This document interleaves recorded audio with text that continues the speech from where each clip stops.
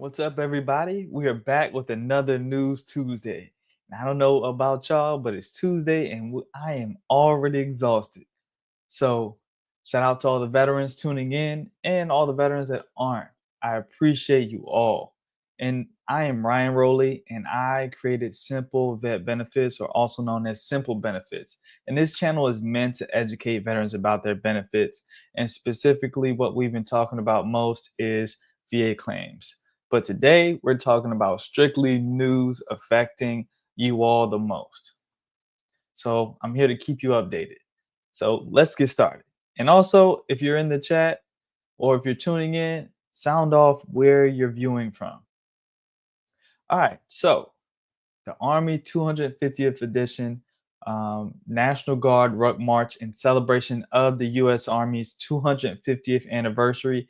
So nearly 500 participants, including babies and strollers, active duty service members, and veterans in their 70s, joined the Army 250-mile Ruck March from Camp Roberts to the Parks Reserve Forces Training Area in Cali, held May 7th to 11th, 2025. The event honored the total Army, active Guard Reserve, and strengthened bonds with local civilian communities.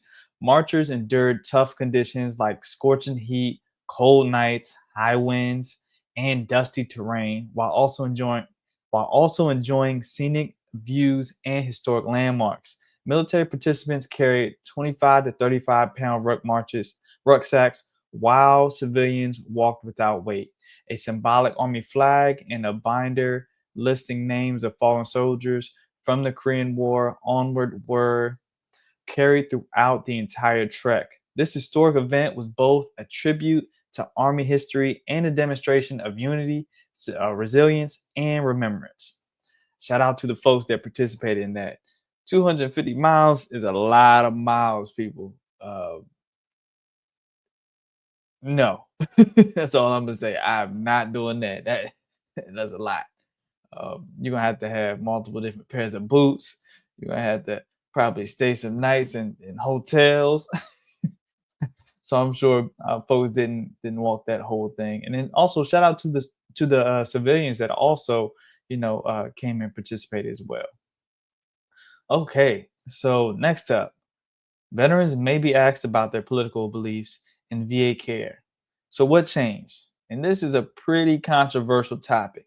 Following a January executive order by President Trump, the VA removed political affiliation and marital status from its non discrimination policy for staff members. This change now permits medical providers, including physicians, nurses, psychologists, social workers, and physical therapists, to ask about your political beliefs. For instance, participation in Trump rallies and legally refuse this can legally refuse treatment based on those responses. And of course, I'm going to post the links up to all of these articles. So, who does this affect? Healthcare providers can now decline care if they disagree politically or morally. Hiring decisions may also be influenced by marital status, political party, or union membership.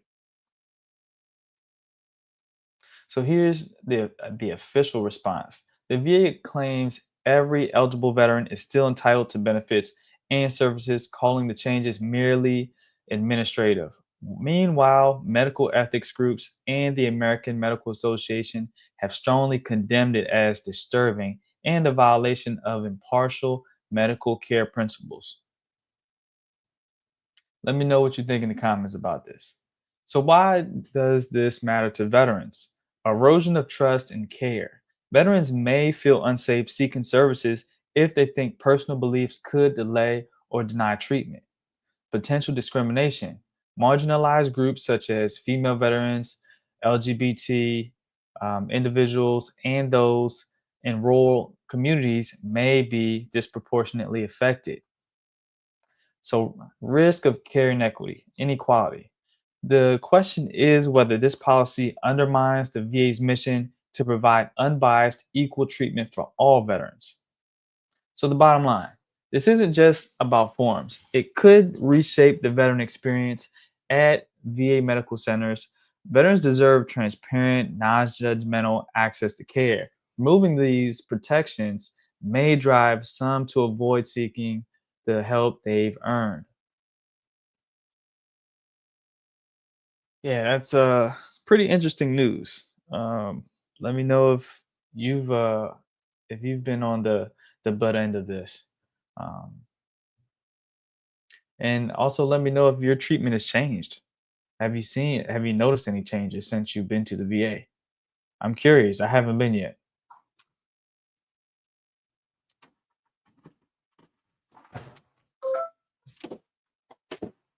Next up, 42 million in VA grants to combat veterans homelessness.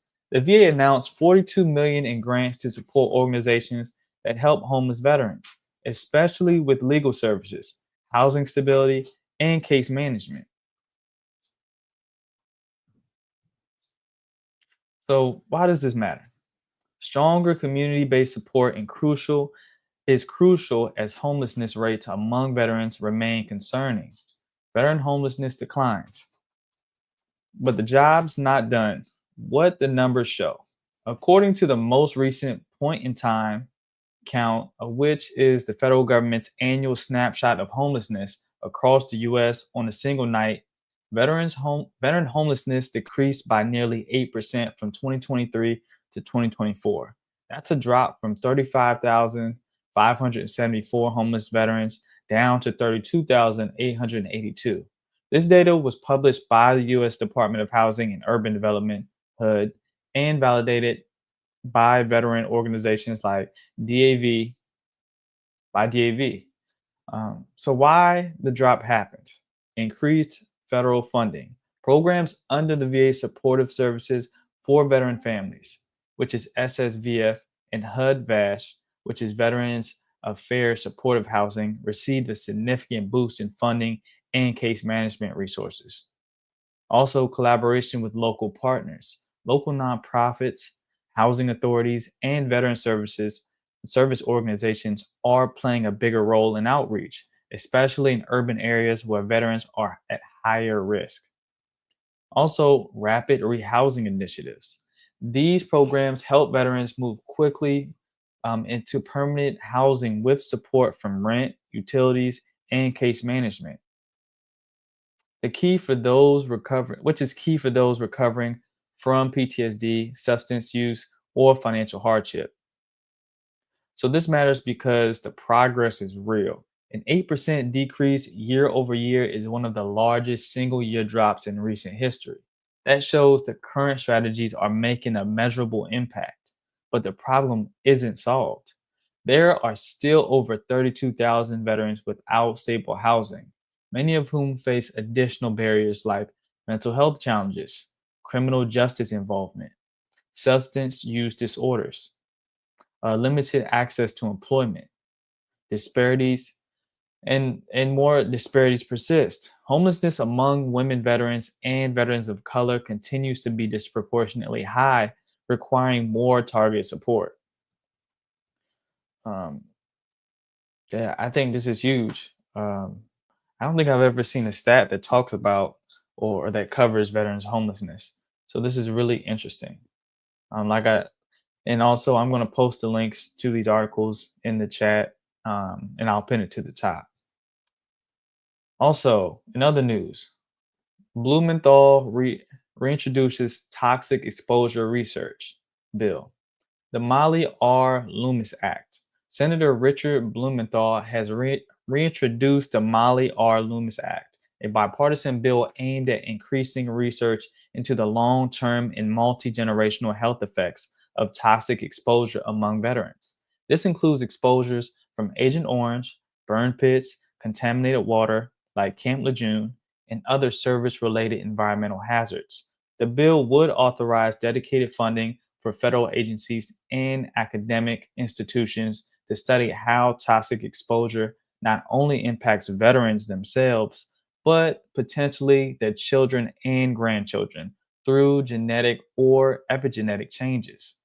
It's named after Molly R. Loomis, a health advocate and spouse of a veteran affected by toxic exposure. So this matters because While current VA policies focus on treating the veteran, this legislation recognizes the need to understand and address intergenerational effects, especially as many families report birth defects, chronic illnesses, and reproductive issues potentially tied to a service member's exposure. More data could lead to expanded benefits, preventive care, and earlier detection for affected families. So, the bottom line, this is a major step towards acknowledging and addressing the unseen legacy of war related toxic exposure. I mean, when I just think about that, yeah, a lot of things can be passed down genetically. I never thought of it like that. So I'm glad people are out here doing research, and shout out to that senator. Next up, bipartisan mental health outreach bill. VA Mental Health Outreach and Engagement Act.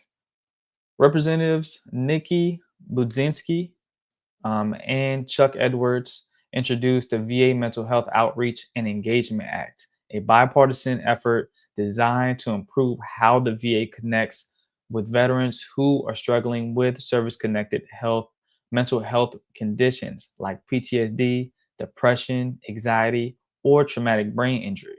Instead of waiting for veterans to seek help, a major barrier for many veterans, the bill the bill directs the VA to take a proactive approach, reaching out to at risk veterans directly through calls, texts, home visits, or digital platforms. It empowers the VA to build more robust systems for identifying veterans who may be isolated, untreated, or unaware of available support. I think this is great because, expecting veterans to call in when they have mental issues, or they're going through trauma or reliving trauma. I mean, it's a lot. It can be a big ask. So, the VA actually doing outreach and touching base with veterans, I think that's really key. So this matters because many veterans fall through the cracks, not because care isn't available, but because they don't engage with the system until it's too late. Like I said, barriers like stigma, confusion about benefits, or mistrust of the VA often delay or prevent care. This bill flips the script by meeting veterans where they are, whether it's whether that's at home, online, or through community partners before a crisis occurs.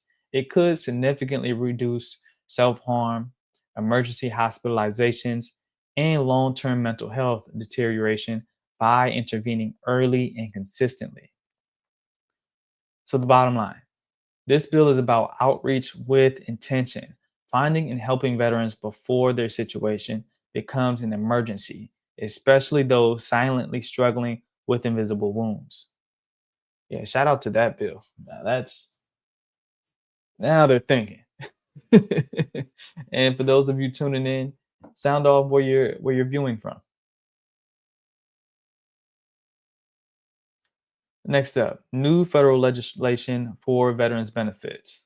In June 2025, the House of Reps passed a series of veteran focused bills aimed at addressing long standing gaps in education, healthcare, housing, and financial equity for veterans. These bills represent a broad and bipartisan legislative effort to modernize and expand support systems for both active and former service members, including National Guard and reserve components. So, of course, I'm not going to go through all of them, but I'm going to give you some key highlights. Reservist tuition equity.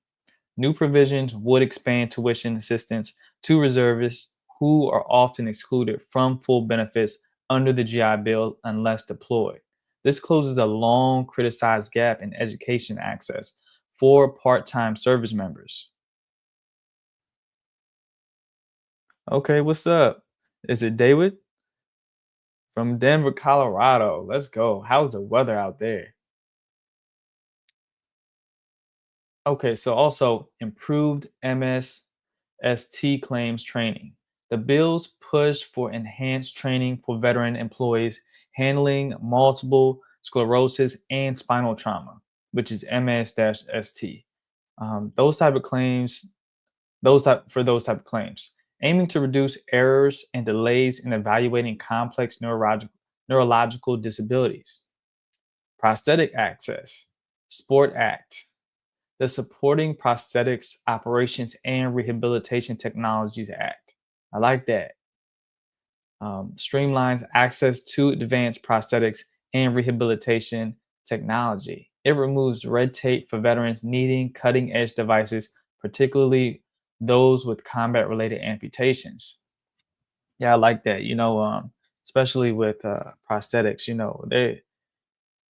they're they're getting a lot better with prosthetics, especially adding technology to them, like the ones with the sensors and how you can move, how it's connected to certain nerves and things like that. I think that's dope.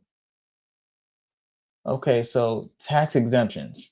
Some of the legislation includes federal tax relief for disabled veterans, especially related to property taxes, helping reduce the financial burden on those with fixed incomes. Expanded dental care, traditionally limited only to certain categories of veterans, those 100% disabled or with service connected oral injuries. New initiatives expand VA dental care eligibility to reach more veterans in need of preventative and restorative oral health care. HUD income exemption for VA disability, a major win. VA disability payments would be excluded from income calculations by the Department of Housing and Urban Development, which is HUD. This means more veterans will now qualify for low income housing or rental assistance without being penalized for receiving disability compensation. Now, this matters because these bills address real daily pain points in veterans' lives. I like paying for college, affording a home, getting proper medical gear, or simply qualifying for a dentist visit. By, by tackling education, health, housing, and financial fairness in one legislative sweep, Congress is signaling a shift towards holistic veteran care, not just benefit band aids. So, the bottom line, this legislative package is more than symbolism, it's practical, actionable change that touches nearly every corner of the veteran experience, especially for those in underserved or overlooked categories like reservists and low income disabled vets. Yeah, I was when I first got out the military and I got my first apartment, um, I couldn't stay there after the first year because it was income based housing, and since they counted my education, I think it was my education benefits, my GI Bill stipend. Basically, I was making too much, so I had to leave, which was kind of crazy because I wasn't even making that much, but it is what it is, and it was a really nice apartment. You talk about a bachelor pad. Oh man, I love that place. Uh, anyway, the weed. What's up, be humble? I like that. The weed. Whoa, I hit the camera. Yeah, what's up, be humble? What's good? Yeah, I'm really excited about those bills that they're trying to get passed because, like, I mean, they make a lot of sense. I mean, I'm really impressed how, the House is taking heed to veterans. I don't recall this many good things happening at once.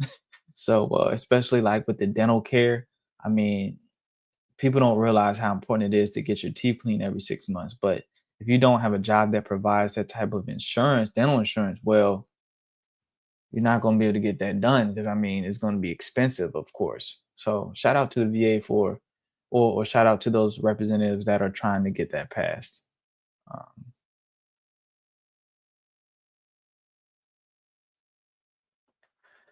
yeah, we will see. We will see what happens. Never hold your breath on things like this, but I still like the direction they're going. I don't know who they're talking to get this insight on veterans, but they definitely talking to veterans. Yeah, I understood what you were saying, man. I understand jive. All right, so next up, VA job cuts continue impacting care delivery. In June 2025, internal memos and federal workforce data confirmed that the Department of Veteran Affairs, the VA, has begun cutting approximately 1,000 probationary employees, including staff in some of the most critical and specialized roles, such as mental health counselors, um, burn pit exposure specialists, cancer care providers, especially those connected to PACT Act related illnesses. These employees were let go under cost cutting and reconstructing efforts, part of the larger wave of reductions stemming from the VA's collaboration with the Office of Personnel Management, OPM, to manage a broader reduction in force, RIF, targeting nearly 83,000 roles in total across fiscal year 2025. So these cuts matter because they target early career specialists. Many of those laid off were probationary employees, new hires still within their trial period, who filled urgent gaps in care after the passage of the PACT Act. These were clinicians, social workers, and coordinators brought on to handle the surge in claims and care demands from veterans suffering toxic exposure related conditions. Yeah, this is a big blow. So, specialty care will likely suffer first. Losing burn pits and cancer care staff means longer wait times and potentially fewer options for veterans with serious, complex illnesses. And in mental health, even slight disruptions can trigger delays in crisis support, therapy continuity, and self-harm prevention outreach. It sends mixed messages. On one hand, the VA's budget has ballooned past 400 billion with a major emphasis on improving care access. On the other hand, it's now cutting the very staff needed to deliver that care, raising concerns about bureaucratic mismanagement or conflicting policy priorities. Veteran trust could take a hit. And I firmly believe that. The bills we talked about that they're looking to pass, but then this happens, it's super mixed signals. Many veterans already struggle with confidence in the system, especially those who've waited months for CMP exams, PTSD therapy, or oncology appointments. These cuts may increase burnout among remaining staff and compound existing delays. So the bottom line, the VA job cuts aren't just about budget spreadsheets. They affect real veterans who rely on real people for life-saving treatment and disability support. Slashing positions in specialized fields while demand is in is at an all-time high and may undermine the very progress promised by the PACT Act and recent budget increases. This is why veteran advocacy groups and lawmakers are pushing back, warning that without careful planning, these cuts could do more harm than good in the long run. I firmly believe that. I firmly believe that. Um, so, uh, the most we can do is continue to monitor the situation. I know that the VA is now hiring again, so that's great. I can't say the same for a lot of other agencies, but I'm glad the VA is hiring again. Um, Even though it doesn't make sense why they're hiring again when they let people go that were probationary, but then when they hire new people, they're going to be probationary. But let's not go into that. um, Shout out to the folks that tuned in. I appreciate y'all. And also, what we mainly talk about in this channel, or what I mainly teach about, is VA claims. Um, Anything VA claims, how veterans can maximize their rating. Also, bulletproof their their records, um, their rating, so they don't go have to go through reductions and what decreases and things like that, and also educating veterans just about the process in general so they can get what they deserve. So I have a website at oh geez, I forgot already. Simplevetbenefits.com. Make sure you visit that. That's where you can get my course. And also you can book a one-on-one strategy call with me. We can go through what you got, and also I can help bridge the gap between what you have and what you need to have in order to get to achieve the goals that you want. So shout out to everyone that joined in, and make sure you tap into the channel. we go live every Tuesday at 7 p.m. And also I like to post. My goal is to post two other videos during the week about VA claims education. Shout out to y'all. Take it easy. Have a great week. All right, bro.